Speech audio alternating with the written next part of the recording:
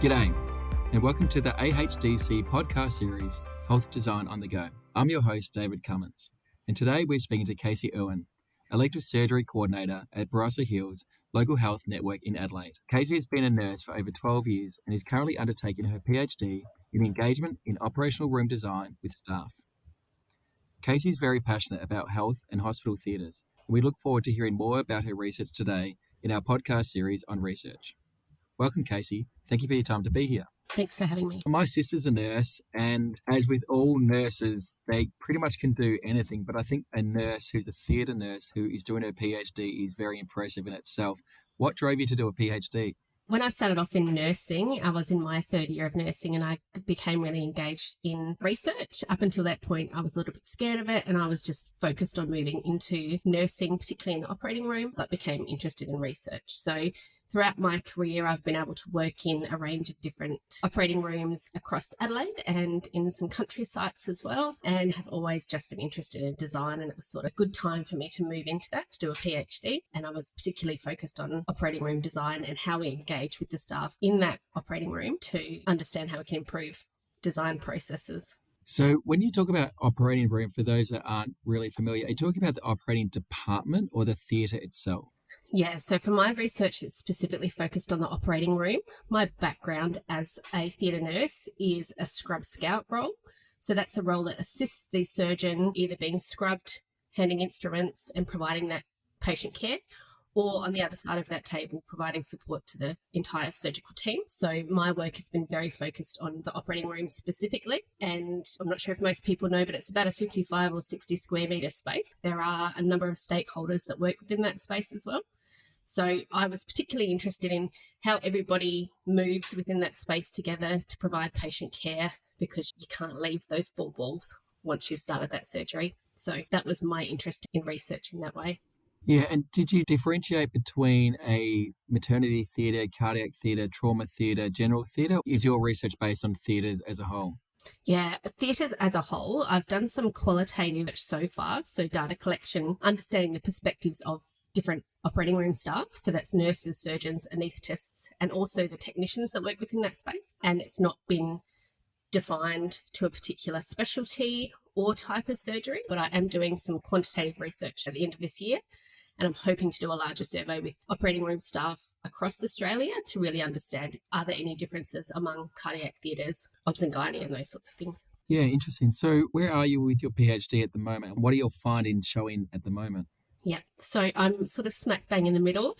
I've done a mixed method study. So I've done my qualitative data collection and I will be moving on to that quantitative survey shortly. But what we've found so far, and we'll be exploring further, is some concepts related to ensuring the engagement is respective and inclusive when designing operating rooms. So what we did initially was talk to, as I mentioned, nurses, surgeons, anaesthetists, technicians, but then we also pulled in some architects and some project teams to discuss their perspectives on engaging with operating room staff in that planning process. So certainly ensuring engagement and respect came up within both groups, not only the clinicians, but also the designers. That is either a barrier or something that promotes engagement, is people feeling respected as a part of that process.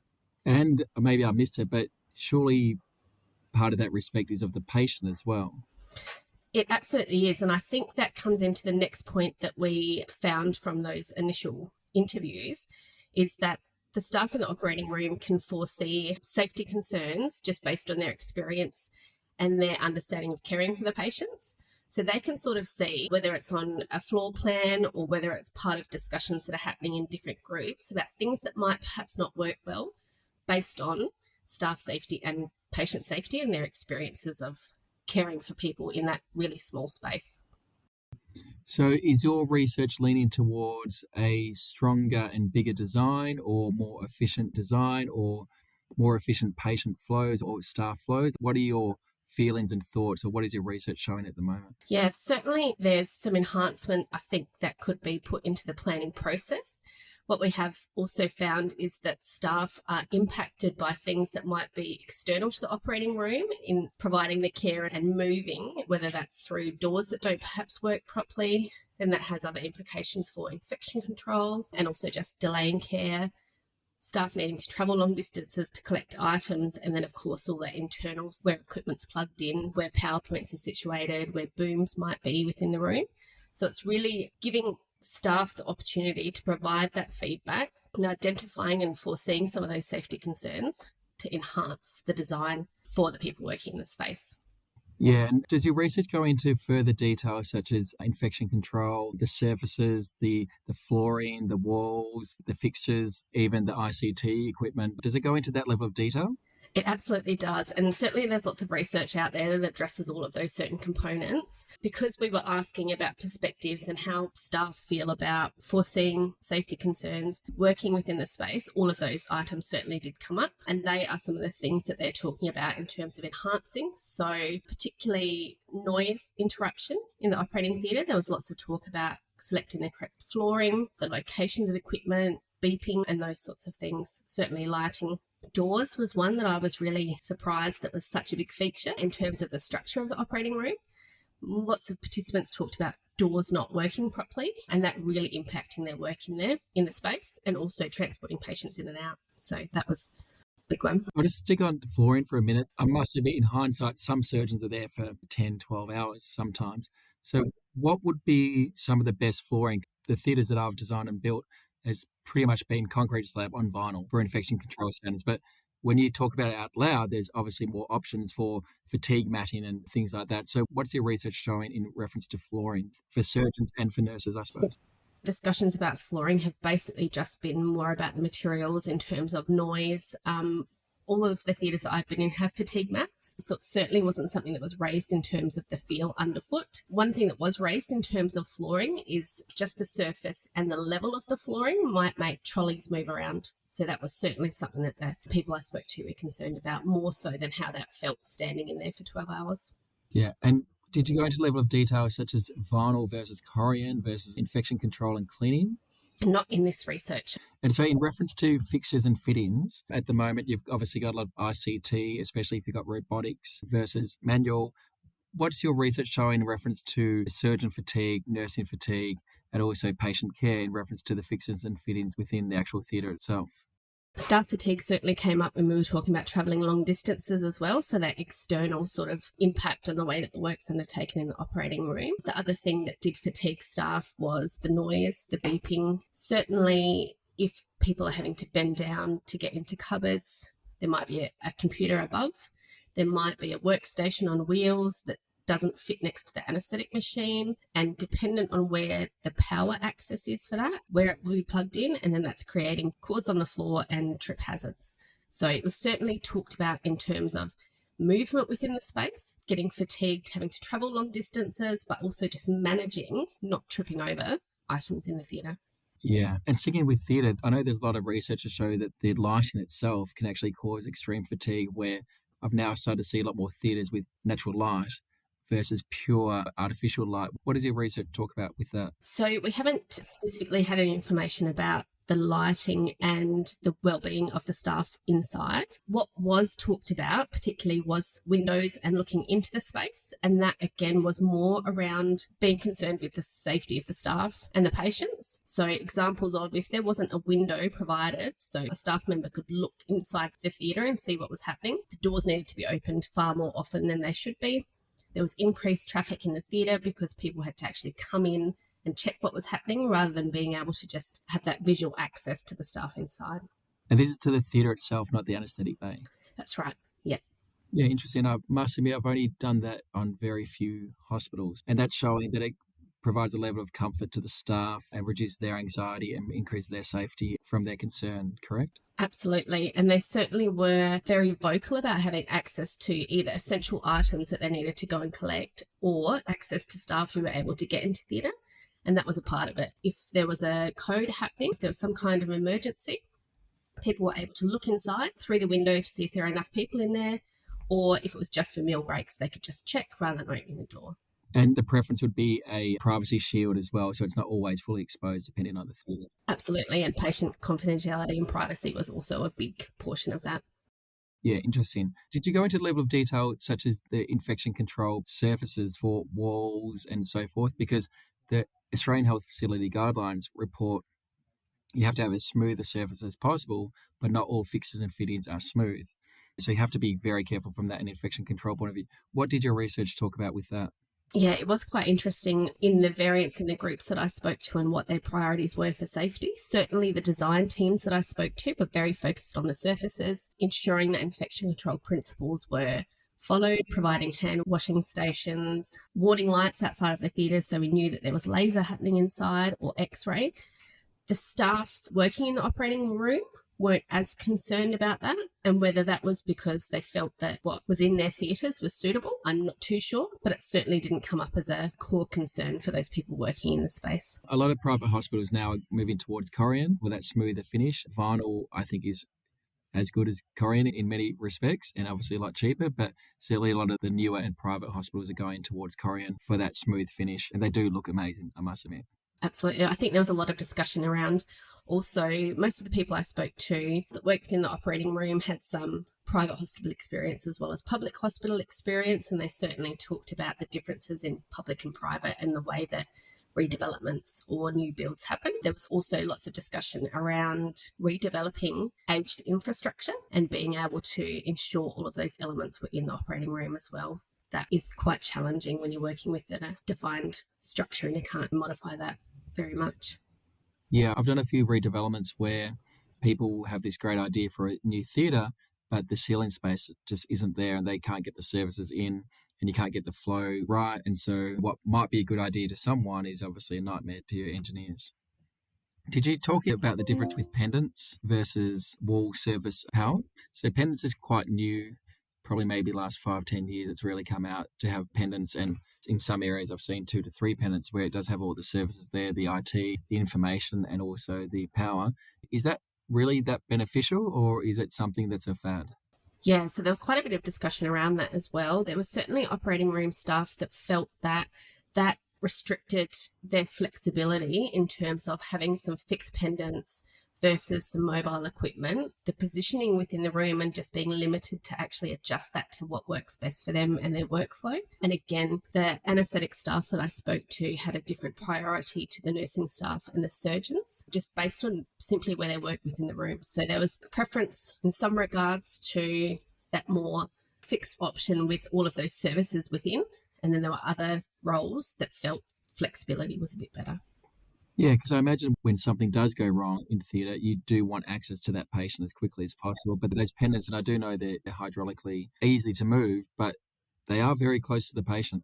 And I think the additional challenge is that I don't know that there's a perfect place to put those, because you might also have suction that's sitting on the floor as well. There might be a bin, there might be an anaesthetic machine that's close to the bed. Like, there's a lot of items that are just within that really small space, and then you've got that above as well. So it is really challenging. A lot of staff have to, especially anaesthetics, a lot of staff have to write notes in the theatres. Obviously, as we are more digital, people are moving away from that, but I still know there are certain hospitals out there that do prefer the hard copy notes. Was there a preference from staff, especially anaesthetists and some of the surgeons and doctors who had to write? Would their preference be computers or hard copy within the theatre itself? Certainly the people that I spoke to had a preference for electronic medical records and documentation, and that was certainly present in all of the operating rooms of the people that we did talk to. There was a big focus on integration though, and making sure that everybody had access to what they needed to have access to in terms of that documentation. Some operating rooms might have different computers in different locations within the room for different roles to undertake that work. As I said before, some of them might be on wheels so they can position them, for example, next to the anaesthetic machine to do their documentation. But again, then that creates another item that's in the space that needs to be plugged into power that can create a trip hazard. So the focus was really on considering that as part of the design process and the amount of items within the space that need to be shared among all the roles. Yeah. So I think it was Einstein that said 90% planning, 10% execution. Don't quote me on that, but I'm pretty sure it's something like that. So you've got health planners who do their health planning and everyone wants the project done now. But I think sometimes people just rush a little bit with that planning phase because the more planning that goes into it, the more thinking, the more research that goes into it, the better it is to understand the theatre space. So how would you like to see your research implemented to not only theatres in Australia, but around the world? Yeah, so there is quite a bit of work in this sort of space in the USA, and they do have some nurse-led initiatives where they have some involvement in planning in terms of providing support to clinical teams. Certainly what I'd like to see to come out of my research is a resource that would be available for staff that are engaged in end user groups that might be able to just consider the things that have come out of this research as that initial part of planning and then all the way through, or to provide clinical staff with resources to engage with their own staff. So certainly what we heard from the designers is you can get too many people in a room providing opinion and it can slow down the process. Things can get missed. And then on the other hand, there are challenges from the designer's perspective in making sure the right people are in the room at the right time. So what I hope to do is be able to provide a resource to the clinical team so they can do some of that preparation work within their own clinical teams and then take with them to the designers what's really important for them in their own space. Do you think there's any benefit of having prototypes where they literally build the space, get the nurses in, pretend to do a mock theatre case to actually just see the operations? Because there is so much variance within theatres, whether it's a child or an adult or cardio. There is so much variance, especially with equipment and nursing and support. Do you think there's any benefit in having prototypes, or do you think that's a step too far? I certainly think there is. The people that I did speak to said it was really difficult to understand a space on a floor plan. They couldn't understand dimensions. They talked about the size of the room in terms of dimension rather than being able to move around it as well. And they certainly had a desire to have some additional options to help them with planning, and whether that was a simulated environment, whether it was VR, but they certainly suggested that it would be easier for them to understand the space in those sorts of ways. Yeah, so generally, as with all things, and it's certainly happening a bit more these days, more space doesn't necessarily mean a better design. It can actually raise a lot more complications. So do you think the solution is actually understanding the users, making sure those users are there and being part of that design process, or providing everyone with bigger space and power cords that go connect to the ceiling? Is it a spatial problem or is it an operational problem? I think it's an operational problem. I think certainly the priority would be having the people who work within the space are provided with an opportunity to foresee safety concerns. And then as a part of that design process, those safety concerns are responded to in some way. Yeah, I 100% agree. But the challenge for that as well is that every hospital is so unique, every theatre is so unique, all the staff are so unique. So, how would one, especially listen to this podcast, apply those principles to their theatres overseas or in Australia? Yeah, I think certainly just getting an understanding of what the core concerns are for the group within that space, absolutely. Every single operating room is different. Every situation is going to be different. And that is the challenge, I think, in evidence-based health design, particularly for these really critical spaces, because by the time you do the research on that one space, it's not going to apply to the next space perhaps. So I certainly think understanding what the core concerns are for the group that are working in the space and then having that guide some of the discussions with the design teams. I think just a greater awareness that the staff within the operating room are the experts in their work, while the designers are the experts in that design planning process. So just that respect between both of those processes, I hope would enhance operating room design moving forward.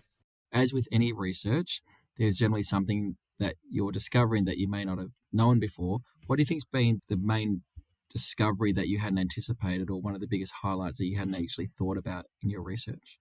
Certainly the biggest thing in terms of the structure and what impacts workflow was some of those things that really impact staff in their work, like being able to enter or exit the operating room, being able to see those staff inside was really a focus of all of the staff in terms of safety. I think what has been really good so far is that the priority for both the design planning group and the clinicians is the same. It's a patient focus, and it's really about understanding how these spaces can be as safe as possible. But I think that in engaging the right people at the right time, having time to plan for these spaces and really understanding what the staff within the operating room as well as the patients need has been a highlight. I think one of the other benefits of having such specialist nurses and doctors and anaesthetists in that design process is because a lot of them got so much experience and generally from multiple hospitals, so they do know what works and what doesn't work. But one thing that I would imagine would be very beneficial is to have then look at the actual finishes themselves, look at the pendants before they go in. And maybe they've got a preferred supplier for their vinyl, just like they would for their surgical kits with their suppliers for their CSSD equipment. And maybe that would be another level of complexity that they could resolve. And I think you're right, giving that choice and people having the ability to sort of understand. Some of the nurses, certainly the nursing group, described that they were not involved in design planning processes at all. Although they could see what those safety concerns were, they perhaps weren't engaged to provide that information. And they suggested that as being part of that design process without directly being involved is just having that reported back through their managers. Okay, this is the flooring that we've gone with. These are the surfaces and perhaps the reasons around those. Surgeons, on the other hand, because they work across different sites and they see different operating rooms, they had a fairly good understanding of what they thought would work based on what they'd seen before. So yeah, it's just about that experience and being able to see what's available. And of course, budget was a big part of that as well. So lots of discrepancy between clinicians' understanding of budget and then what was actually able to be selected. Yeah, and there's always that balance between surgeon A and surgeon B who both want to block out that theatre, but one surgeon prefers this type of pendant, one surgeon prefers this type of bed. So you do have to have that balance between flexibility and knowing that surgeons will sometimes leave, how to actually get that balance. That's why I think it's even more important to be speaking to the nurses who will generally have a less variance in the surgeon's preferences as well. Yeah, and there was certainly discussion among the design teams that I spoke to about biasing the design to particular roles, and that would vary obviously across different organisations and sectors as well. I'm interested in your research. Did you actually go to the level of detail where putting maybe a monitor on each person to literally see how far they go, what their level of activity is and their radius of circle? Did you go to that level of detail, or it was more verbal and subjective? Yeah, it's certainly more subjective for the first phase that I've done, but there's actually quite a bit of research out there that has already done that. So there is a study that has looked at the circulating nurse patterns. They've also looked at the surgeon patterns and the anaesthetists as well. There's a really great study that actually demonstrates exactly how often they move throughout that space and the space within the operating room that's used. So I hope that in the future I can do a bit more research, and that might be something that I consider, but not as part of this study. I've got a few more questions, but we're running out of time. I have designed a few theatres, and one of the best ones I've ever done was in Geelong. And the surgeon's number one preference, universally, the one thing they agreed upon was to make sure that they had good speakers for their music. Did that come into your research as well? Because I was astounded by that the surgeon wanted to listen to music while performing theatre, but apparently that's quite common. Very common, and every theatre operating room that I've been in, they've had music. And I think the sites that I did my research at, that's certainly the case. There's music available. You're not ever in an operating room when there's not music available. So I just don't think it was a concern for them at the time. Yeah, right. I mean, that was something that shocked me. I think bringing more people in as part of that journey is always good as well. Yeah, we certainly had some examples of similar sorts of things, and perhaps people had even been through a mock-up and missed things. So I think engagement in design is really challenging, and then getting a really good outcome is also challenging. So what do you think would be one of the take-home messages for especially designers listening today when it does come to theatre design and that interrelationship between stakeholders within the theatre? Probably just the understanding that the work within the space, the movement of all of the staff within the space, and there is a large group of staff that are actually working in that really small space, the way that one role moves actually has an impact on another role's movements, and then the actual ability to provide that patient care. So I think when concerns are raised about PowerPoints or pendants or door positioning or materials, I think it's just really an understanding that those working within the space face a lot of challenges in moving within the operating room. And if those sorts of things are raised, it's certainly because the staff can foresee impacts to safety. Yeah, I agree. I think you're an absolute superstar. I think your research is very, very smart, and it will actually have universal appeal, not only in Adelaide, in Australia, but also the globe. We've spoken to quite a few people, especially about theatres, but to get this level of detail, I think there's a lot of thirsty people out for this research, and especially in the design world, even to that level of detail of visibility over staff within the theatres is something I didn't know. But I think little details like that will help improve patient care, staff care, and operations care. So I think it's very impressive. So we look forward to seeing your research once it's published. Excellent. Thanks so much. Thank you, Kasey, for your time. You have been listening to the Australian Health Design Council podcast series, Health Design on the Go. If you would like to learn more about the AHDC, please connect with us on our website or LinkedIn. Thank you for listening.